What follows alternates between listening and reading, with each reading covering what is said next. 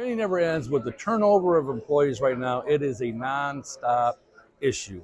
There's 135% turnover, and you're going to have a new staff all the time. People transfer stores. It's constant turnover that has to be trained.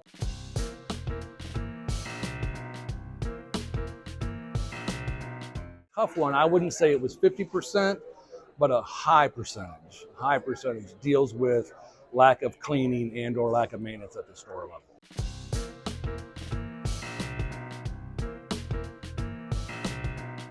Yes, very much so. And sometimes when they don't clean it properly and I come in, then it takes me longer to clean it. It's more expensive. The unit could be down, so they've lost revenue. It could be a big problem.